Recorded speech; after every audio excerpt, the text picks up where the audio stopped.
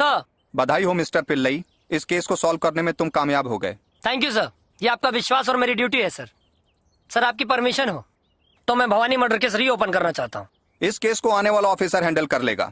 हम तुमको प्रमोशन देकर बलिया भेज रहे हैं। पार्टी प्रमोटर है। बाकी हम सब देख ले। Good, go ahead.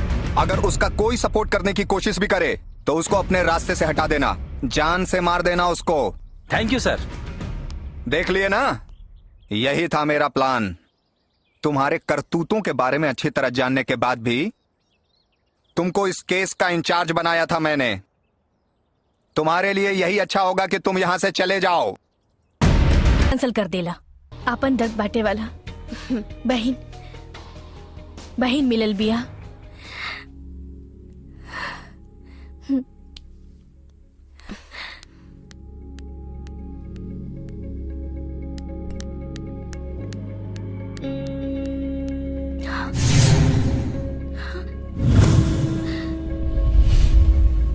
मैडम घबराई ना, हम रघुआ के परेशान करे ना, राउर परेशानी में साथ देवे आयल बानी। हमने के राउर कहानी पता चल गई।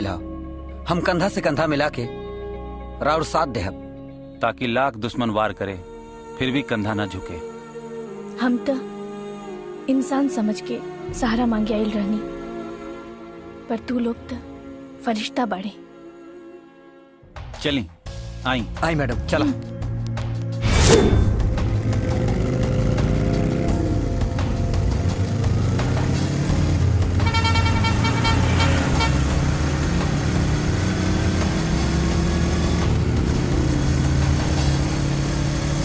रानी जी, वो बस के रोके के बा, वो धनु भैया के बस है।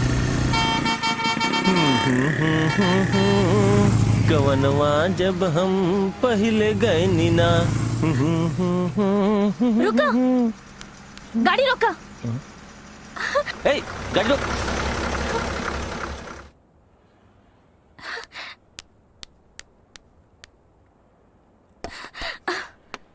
दुर्गा जी पागल।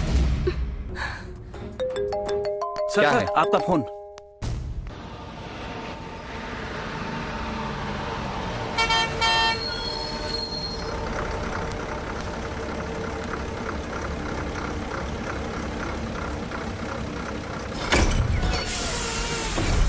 जाओ जाओ जाओ।